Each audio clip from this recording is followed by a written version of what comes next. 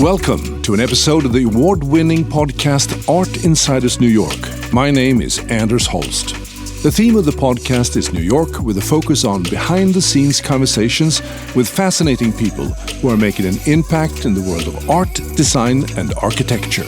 The award-winning photographer Mark Seliger was Rolling Stone's chief photographer from 1992 to 2002, where he shot over 175 covers. From 2002 to 2012, he was on contract with Condé Nast, where he shot regularly for Vanity Fair and GQ. We talk about Mark's latest book, The City That Finally Sleeps, where during the pandemic, quote, he took to the desolate streets, camera in hand, and often in the quietest hours. These hauntingly beautiful portraits of New York streets and cityscapes grip the viewer in varying balances of beauty, sorrow, wonder, and quiet concern, end quote.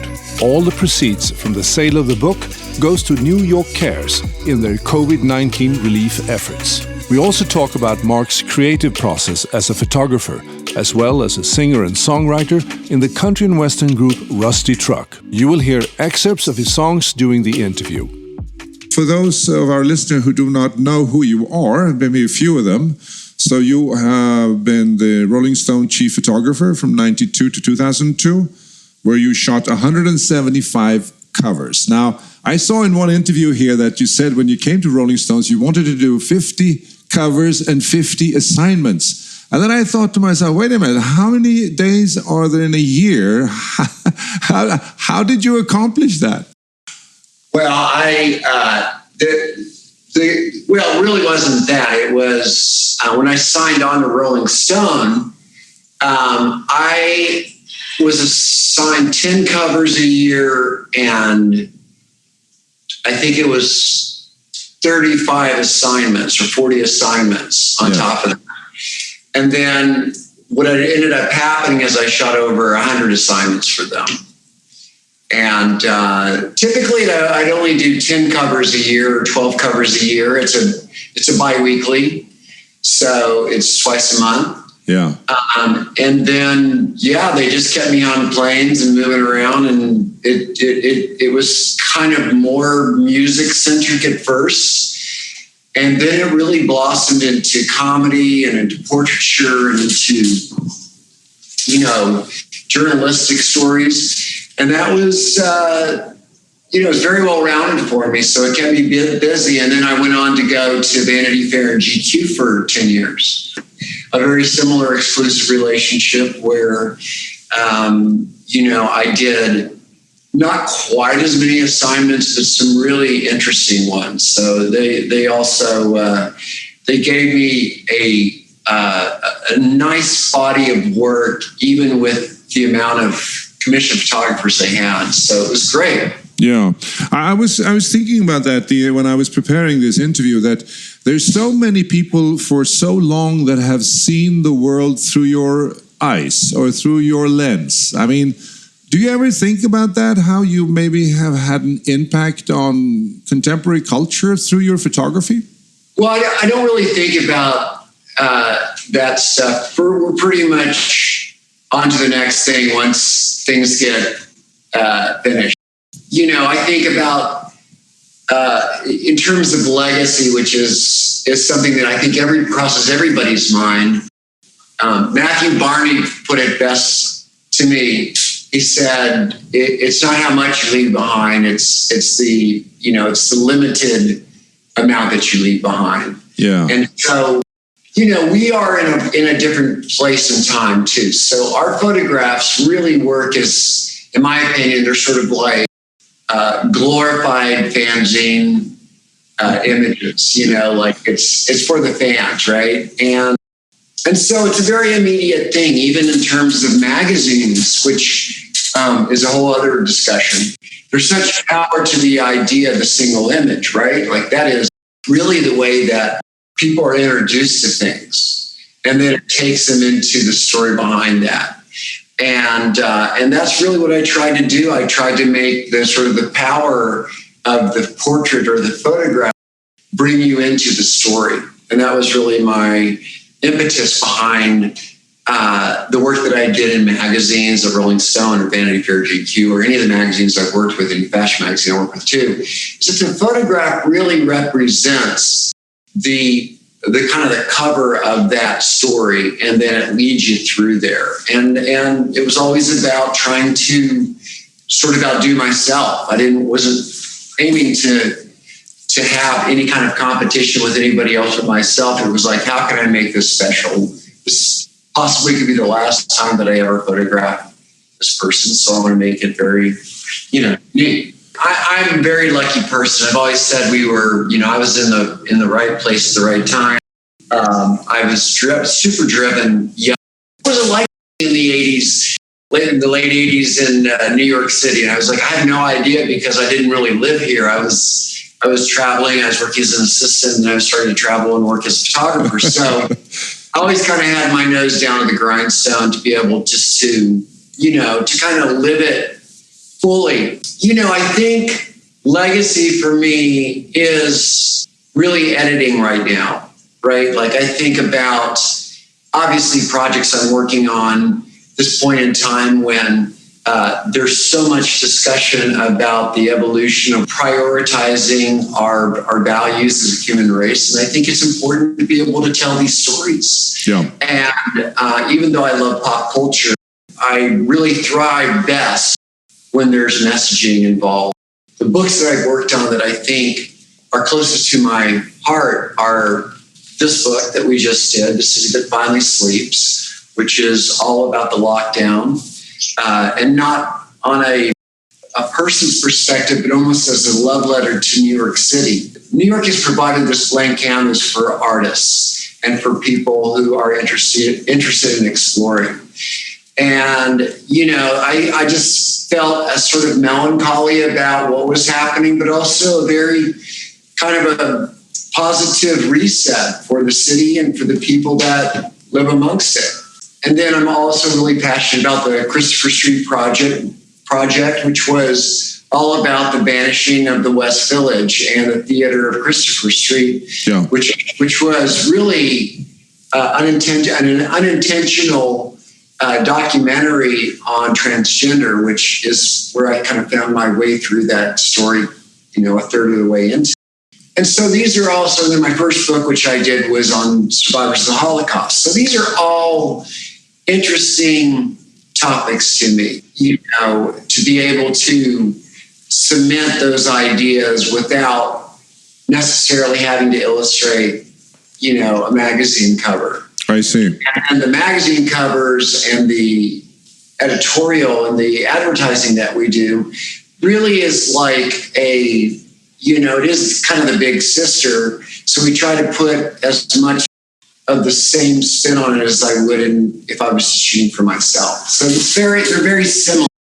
There were two things that inspired you to become a photographer. One was the magic of the dark room, and the other one's your passion for documentary. And I think that's what you're talking about here. That's what shines through in these projects, right? For me, it's always been about the print, right? That's the other 50% that I always thought about. Like, how is that going to look? If you want to call it like a print being on a page or being on a wall or being in somebody's home or a gallery or a museum, whatever it is. The process to me is so much about the way that we think in terms of our work world, right? Like we always start with process before we start with necessarily an idea. Like, what is the process? What are we thinking about in terms of the printed piece? And then we think about the equipment that we're going to use in order to be able to bring this all to life. And then as we move through an idea, which is usually a small section of photographs, sessions, we start to decide on, is this going to be like, it's like ordering on a big deli menu, right? It's like, feel like a Swedish meatball, or do I want to have myself chicken fried steak, or is it going to be like a cheese enchilada, right? So you round that corner and you really dig deep into it. It's all those components that make the project. Yeah. So let's talk about your most recent book, The City That Finally Sleeps, and it's only sold on your website. And also on our Instagram. And the website is? Mark Seliger.com. The project really came together for me when I was pretty much setting up to be hunkered down for a minute. And I was driving through the West Village going home to the studio. And all around the West Village was this incredible cascade of cherry blossoms. And so you have this incredible force of nature that we see a couple times a year. And there was nobody on the street. It was a very rainy, kind of silvery pavement, dusk approaching, very misty. And I had my camera and I just pulled over. I was going home, pulled over, and I started to just sort of document the streets out of curiosity. The first image we sent it on Instagram, and people really responded to the idea of these images coming out into their world. Perhaps they had already left town and were, exiled before the pandemic, or there was a moment where people were, expats of New York and living in different places, but still obviously had an affinity for the city and wanted to know what was going on, what was that like to be in lockdown. So there was this really immense curiosity. So I sort of took that as my lead, and I started to document different parts of the city, pretty much picking mornings and evenings, and then sometimes during rainy days, middle of the days, but it was the same emptiness, which was pretty odd. And then that led me to doing a little portfolio for Vanity Fair on the kind of the early stages of the pandemic and the lockdown. And then after that was published, we started to really dig our heels in it. So really between March and the end of May, when George Floyd was killed and the city, roared right back into life in terms of people really speaking their minds, which was fantastic and such a tragic moment, I think, for all of us. It just built. And I think one of the highlights for me was when I was working for the Vanity Fair portion of this, they sent me over to the Javits Center, and that kind of activated me to photograph things that were a little bit outside of the landscape of the city, but the kind of the new landscape of the city. Still no people, but definitely to show the kind of like sort of secret inner moments of things that were happening around New York City at the time to prep for, what we all saw was pretty devastating. That was primarily it. Every day it was kind of a new venture, and it was very lawless. You could kind of travel anywhere. You could park on the side of the FDR. You could off bridges, and there was these moments that were just, to imagine that you could go anywhere in New York without any type of hassle. Yeah. And set up. It was like being on a movie set, right? It was incredible. I remember we were flying drones around a little bit. We bought these little drones, which we crashed about 3 of them, and trying to figure out how to do that. And we were so nervous about getting stopped by, the police. But yeah. I don't think anybody was really looking around. So we just kind of knew what we were doing and never got stopped. I had a ladder one time in the middle of Park Avenue at 4:00 in the afternoon. And it was about 20-foot tall ladder stuck right in the middle of the street. And taxis just went right around me. There was nobody that was, no honking, no nothing. They just assumed I was out there to do my job. There are a number of wonderful photos here, and there were some of them that really touched me. I mean, there's, as I said, there are not many people in the photos, but there's one guy on a bike in Chinatown, and I thought that was very poignant. And then you have this Times Square. It's almost like a scene from Blade Runner, where you have this poster thanking the first responder. I mean, I think that's what it felt like. It felt like the movie I Am Legend, with Will Smith. And amongst all those walls are millions of people, watching the news and streaming, or being families waiting for, the sign that this was going to calm down a little bit. And so there was no tourists, there was no activity on the streets. And like I said, it was just sublime and surreal.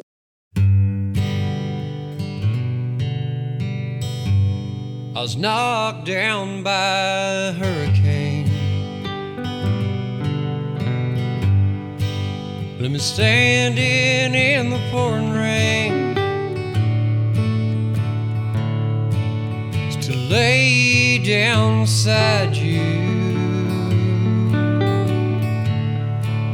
just to feel all the pain. Well, all the kisses you gave, count the buttons and ribbons you saved, cast down these walls you made, lead me from here. There's a broken down Ferris wheel. How did you get access to the Javits Center? Because you have an incredible photo there of a, sort of the cubicalized hospital care. The way that we got into the Javits Center was really through our team at Vanity Fair. Originally, I thought we were going to be able to photograph within the occupied hospital. There were two sides. One was occupied and one was obviously overflow. And so the empty part of the Javits sort of made more sense to me anyway, because it went more with what I was doing on the project. And secondly, you weren't allowed in there. It was just, way too, the security and the privacy was just way too, extreme. So, and that's understandable. Were you ever at all, afraid of your own safety or health? Yeah, not really, but I was extremely careful every day. We were working in the office with, my assistant, and that was kind of the rules that we can do this, but we have to, make sure that we're not going out and putting ourselves in any danger. We were heavily masked and gloved and, really took the proper care in order to be able not to expose ourselves. It's like you're rediscovering your city again. And I love this story about the Washington Square, where you all of a sudden realize that the meaning of the inscription, maybe you've seen the inscription on top of that arc before. One of the magnifications, I think, of having an empty, large metropolis like New York is that you start to notice the detail that went into building the city. Things like the Washington Square Park quote from George Washington was one of those breakthrough moments for me, because I actually didn't even read it until I got home and started really editing my film.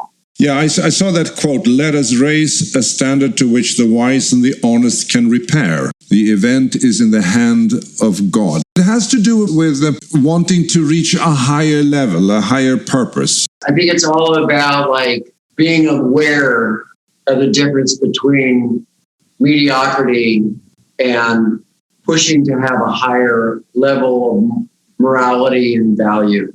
And then I went out and we photographed in Harlem, and we found the Apollo Theater, which said "Be Well." And there was this moment we were photographing the Robert, Indiana sculpture Hope, and behind it was a Chase Manhattan bank sign, so it said Chase Hope. So there were moments where there was little messages in the city that kind of talked to us. That was also one of our guides, was how, the individual companies and the places that we had visited over the years had obviously experienced, all kinds of moments of intensity. And these were ways to express that. And I also have to say, what really moved me was the High Line, the MetLife building in Park Avenue, of course, and the Grand Central Terminal. The Grand Central Terminal, empty like that, you really see what a piece of art it is. It's just fantastic. Yeah, I know. And that's true. I think the appreciation of the detail of the city it was really heightened during that time. Even the somewhat dilapidated movie sets that we would find on MacDougal Street, or even in Chinatown, there was the incredible, factories that had been built up there that are, it's definitely a part of New York, but it's not the most handsome part of New York, but it does really ring as a handsome experience when you're there and nobody's around. I knew the project was over. From my part, was over once the streets lit up and there was that incredible, roar of being angry and feeling that social injustice and that need to go out and the voices being heard. And I thought that was really important. But it was also important for me to reflect on that without a camera in my hand. And though there are a couple ending photographs that suggest that things have changed. And there's this one experience which was being in Soho right after Floyd was killed. And there was a mattress sitting in the middle of the street, and it was vertical, and it had R.I.P. George Floyd on it. And it was really, that was such a powerful message because there was no doubt that was put up there as a gravestone. And how perfect of a representation of New York would a mattress on the street. And so that to me was not necessarily a picture I would have taken, but I thought it helped transition from us going to a very, isolated internal relationships with ourselves to really coming together as New Yorkers and expressing how we felt about that kind of injustice. I would say one of the more surprising moments is that when we went out to Coney Island, my assistant Davis McCutcheons and I went to Coney Island, and he was actually flying drone around there, and I did just a couple of pictures just to see if I could get anything. And I found this one incredible moment where they had raked the sand probably weeks and weeks and weeks before, and it had settled in there, and there was this like crazy kind of undulating line through the sand from these tractors, and then a completely empty boardwalk. And, I think of it in terms of more of the design of the image than the actual messaging of the image. And that's really the way I tried to approach each photograph. Rather than just taking a picture of a building, it was more about the design. So how did you shoot the Chrysler building? Because in this fold out, you have the Chrysler building, the Empire State Building. Was that a drone too? No. One of our location scouts one of the location scouts we work with all the time has a nice connection at the MetLife building. Usually that would be like a $25,000 location fee. And because there was only a couple of people working, the security, he got us through in order to be able to get in on a Saturday. And it just turned out to be one of the nicer days that we had at that time, which was crazy because, it had been raining and it had been wet and certainly very springy. And then all of a sudden we had one of those beautiful skies that you only get, in New York, where, it's kind of touching on cold and warm, intersections, and the clouds all of a sudden came out in this perfect kind of summery, late spring formation. And we could see all the way to the Long Island Sound from 34th Street. Yeah, and it was really amazing that they let us up there, and we just picked it. Somehow, the day that they gave us and the day that we went up there was just the perfect day for us to be shooting, and there was no wind and the beginning of sunset until there was no more light in the city besides the twinkling of the skyscrapers. It was amazing.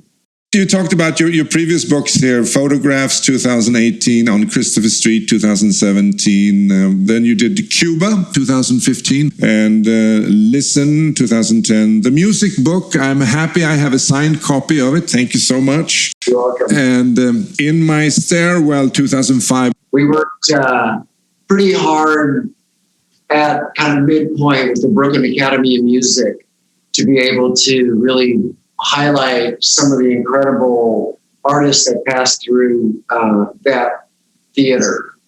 And at that time, I was, really curious about that type of performance. So I focused more on artists of that world, but then we had people coming to the studio that I just could not let go. So, like Pavarotti and then Giorgio Armani and Tom Wolfe. And, it just seemed like, okay, you might as well just go for it.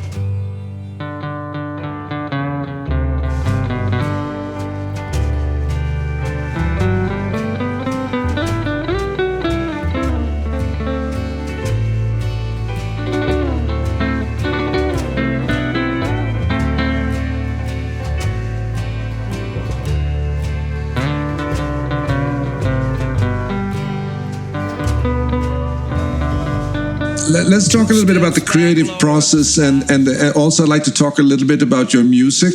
I'd love to. I've seen you perform in New York a couple of times, and I really loved it. And so the creative process, I was very curious about this because I've seen your Oscar series, if I can call it that. And our photo booth at the Oscar party. Well, photo booth. I mean, it's much more ambitious than that. I mean, I've seen some articles about that. You actually built an environment. How do you keep it interesting and fresh, even though you're in the same environment? That's a really good question, Anders. What goes into that process of putting together that event? That is a very lengthy process, right? Like what I do is I start out working with my set designer on some very simple ideas that I sketch out to him. He takes them and realizes what it could possibly be. The scope of the space, it's going to be about 15 feet wide and about 20 feet deep and about 15-foot ceilings. So we're limited. But over the years, they continually give us a little bit more territory, but not much. As we move through each year, we kind of find what worked and what didn't work, right?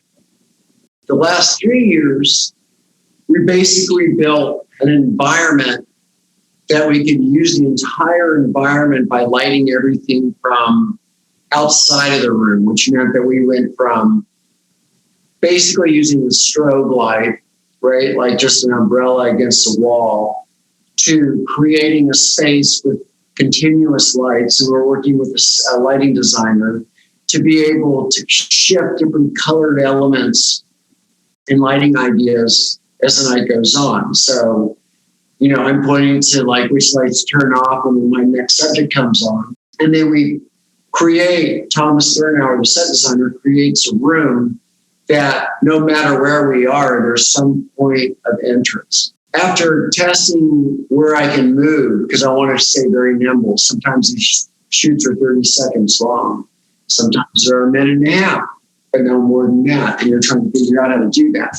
So my goal is to be able to be pretty nimble through the process and to be able to control a quality of light. So maybe there's like a nighttime scene, maybe there's like a sunset scene, maybe there's just an incandescent scene.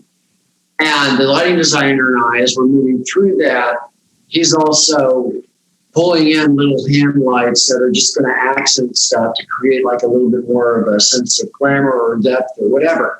Computer controller is on the side watching him, and he's watching me of what I want to do. So lighting changes within the switch of a button. Some things are pre-programmed, so all we have to do is just go, take me to 1, let's go to 3. And as we move through that, I might fine-tune it. Okay, 3 was really good, but turn off the side light. And so we create out another source of light. So the lighting is really kind of the 50% to the set. And then all the work that I do beforehand of setting things up is how we control the different feelings. Now, the big ambition is when somebody comes in, is to create a room for them that there's, they feel excited about, give them a lot of direction, pose them, talk them through what I want them to do, move this way, move that way, turn your head right. And then that's the way we get a portrait. Very, very much the way that we work in the studio, except for we're not getting 2 hours with him. We're getting, 50 seconds. So I was associating to like a Parisian apartment of some, an old Parisian apartment in some of the more recent ones you did, which I thought was very... The last one was the Northlight Studio. The other one was like sort of a Moroccan interior in Paris. I love that. You were like transported. Yeah. I mean, that's it, is that you never know that you're in the middle of the night when you're shooting those things, right? Like you look at those pictures and you think, oh, what chateau did they stop at before they went to the pub? Your method, to me, seems to be like you do a lot of research. You try to figure out something about this person, right? And you talk to this person, you interact with this person. What are you looking for when you meet a person? What are you, because you said something here that you're looking for something different, like a wink, like something that you could do that has not been done before. But still, it has to relate to the personality of the person. I mean, you cannot take too many artistic liberties here, because then it would look strange, right? No, not at all. I mean, I think the way that I worked in the early days of my career was that I didn't want to share a lot with my talent up front because it gives them too much time to think about it. So I would set up everything from the ridiculous to the sublime. And then depending on how they felt about it, we would either go that direction or we would go to a midpoint, or we would do everything and kind of, figure out which one worked best or use all of them. And, you really line yourself up to failure in that way too, because a publicist could shoot you down. The artist would go like, well, that does not really mean. Yeah. But I've always been one to want to try. So I kind of push that. The other aspect of that is observation. So when you're working with somebody, there may be a particular way that they sit outside of the actual session. When you're talking to them, they may do something that feels, very unique, but they wouldn't normally do it if not directed. So I'm kind of picking up on those cues as I'm talking to them, as I'm getting to know them. Maybe this side's going to like better, so I'm going to focus on that. Maybe they, if there's some kind of wink to it, is it like a little wink? Is it a big joke? And, you think about comedy. Comedy is one of those things that it's fine when you're on stage and you have an audio to what you're describing, but in a still photograph, you don't have that audio. You need to be able to tell that story. It's almost like making a silent movie. I was thinking about the parallels to a metteur en scène, like you're setting somehow the stage for a session. Have you ever thought about doing films or theater? Yeah, I mean, the motion aspect of what we do now is pretty big. The idea of doing a film sounds great, but I just would have to have the right amount of time to be able to do it, right? It's all consuming. And it's not like just a 4-month period. It's like a year and change at the very minimal amount, a year and change in writing and prepping and shooting, that, I have too much fun and enjoy too much what I get to do, and then turn it off after the day and move on to the next thing. So we sort of make films all day long, but, I get to do different films every day. Another aspect of your work is you say that you draw ideas, you present ideas. Have you ever thought of doing like Christo to document the process behind the process? Not really. I mean, I don't think that stuff is really information that I'm interested in showing. That's just to get me from point A to point B, really. And the sketches are so bad. I would feel horrible for my family to know that they're out in the world, because they would just get heckled. You said here in an interview that so many times when I'm explaining process to people, it has nothing to do with the technical. It has to do with the idea. The technical aspect is pretty easy because it's arithmetic, it's math.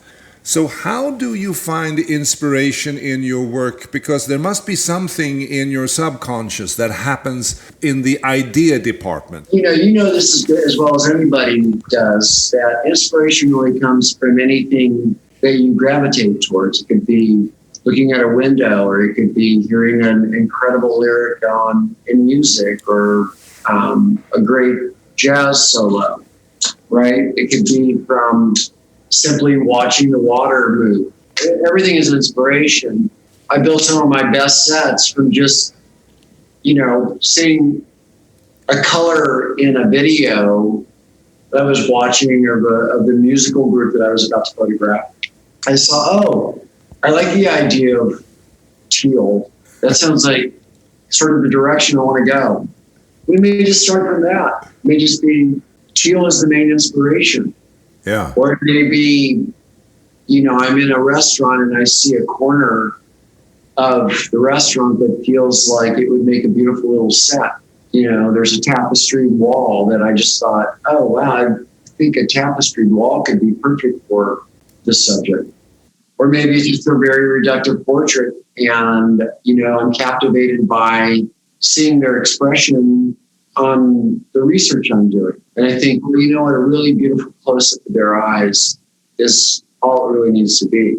So inspiration comes from really anything that that I'm open to in my daily life, but I'm usually looking for something while I'm working on that particular project. I don't store those ideas necessarily randomly. It usually comes from taking a walk while I'm in the middle of a project and something just sort of sparks.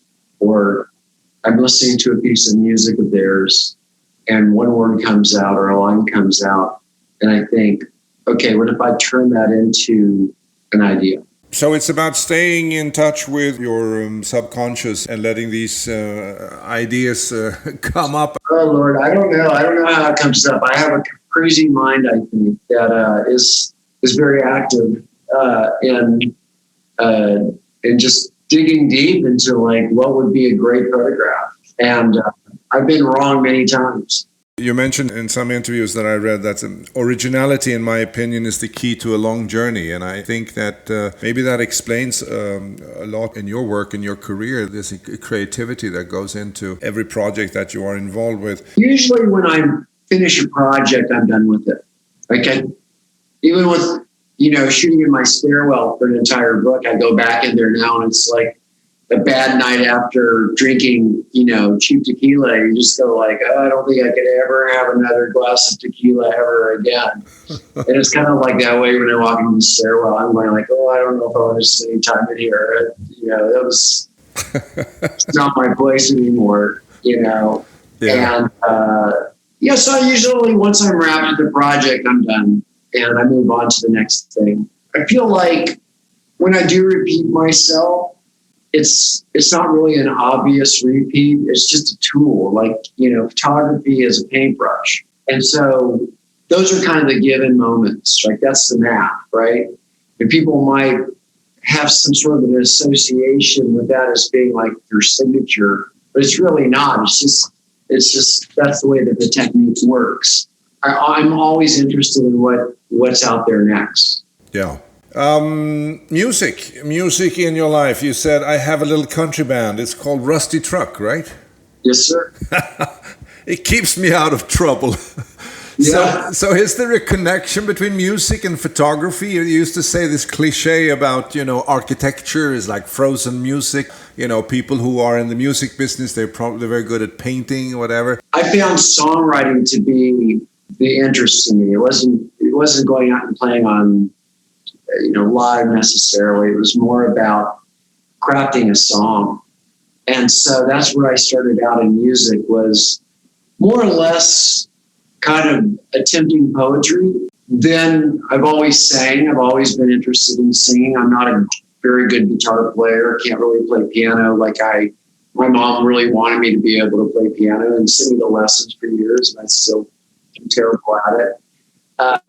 But I do work on my voice because I feel as if that's the instrument. The even greater idea to writing songs is very much like photography, the idea starts first. And what I mean by that is it's a storyline.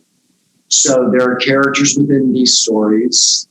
These characters have some kind of a destination, and it's always very visual. So when we're painting that idea in a song, it's not dissimilar to the way that we paint the same idea in a photograph. Still with the same language, it's still with the same language and the same methods. It's just more about lyrics. Yeah, that's a wonderful way of putting it. When are you performing next? I'm just finishing a new record with Larry Campbell, the very talented, amazing musician who played with Dylan for 10 years. And, you know, he's a multi-instrumentalist. He's made songs with Emmylou Harris, and he's made songs with Levon Helms, worked with him very closely. Oh, yeah. And so he and I worked together on this record, along with one of my bandmates, Michael Duff, and created a new body of work. So I'm one song away from having a new record out. Do you write the music and the lyrics, or do you write it together? I'm usually writing the beginnings of everything in terms of the music. Now, that gets carved down, obviously, with the producer. And then they reinterpret it with the same direction usually, but obviously under the microscope. How many albums have you done so far? Third record yet. And where can people find your music? My music is on iTunes. So you can go to iTunes, or you can go to any of these, streaming services and listen to Rusty Truck. It is not under my name. You just say like, "Oh, I'm Rusty." Yeah. Country and Western is in your DNA then, coming from Texas. Is that the correct? Yeah, I mean, I would say we're definitely more country Western than country. country Western being the operative word for music before 1990. And, my heroes are a lot of Texas players, Willie Nelson, Merle Haggard, George Jones, Leon Russell, who was kind of, I think he was Texas, Oklahoma. Big fan of Elvis Costello. Yeah. So we kind of tip into the world of what I call it sort of alternative country. So it's got a modern twist on old, like 70s country. So we don't go into the Nashville world. We stay pretty close to the Texas world. I see. So what is the photo that you haven't taken? Well, I don't know yet because I haven't taken it. What do you dream about, though? Well, one of the projects we've been working on that's coming along is actually not a still photograph, but it's a body of work that I'm doing called Isolation. And it's more stream of consciousness. It's about kind of the inner films in our minds. And I'm working with a lot of artists in the theater world and the acting world to be able to illustrate these ideas. And they're 1 minute long films. And it's all about kind of your inner thoughts. Wow. Deep, very deep. I love that. Where are we in the timeline for that? I would say I'm about 75% done. And then I'm going to jump back into it now that I've got a little bit more space and things are opening up. We had to kind of shut that project down. Mark Seliger, thank you so much. I know this is a very busy time for you because you've just released your latest book, The City That Finally Sleeps. And if you buy this book, you're helping New York Cares. New York Cares, and all the proceeds go to New York Cares. And you can buy it on markseliger.com or via your Instagram account. That is correct. Thank you very much, Andrews. It's a beautiful, beautiful book, and it really is a historic documentation of New York City. New York City when it sleeps, and that doesn't happen very often. Thanks, Anders. Great to see you. Good to see you. Thank you. This is Art Insiders New York, and my name is Anders Holst. If you enjoyed this episode and have family and friends who love New York and are passionate about the world of art, design, and architecture in the city, please spread the word by following us on artinsidersnewyork.com or liking us on our Facebook page, Art Insiders New York, where we publish newsworthy material all the time. It's very much appreciated. Thank you. This episode was produced by UOM LLC, copyright 2021. 2 steps back, Lord, the sky's gone gray.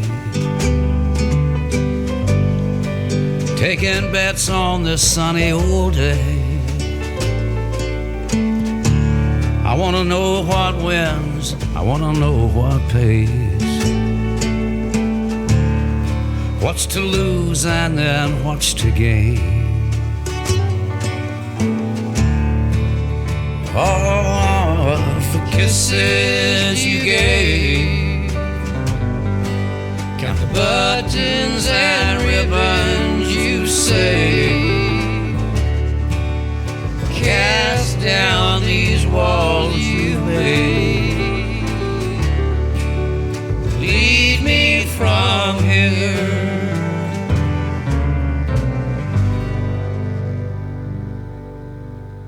Yeah, let's listen to that one. That was a good one.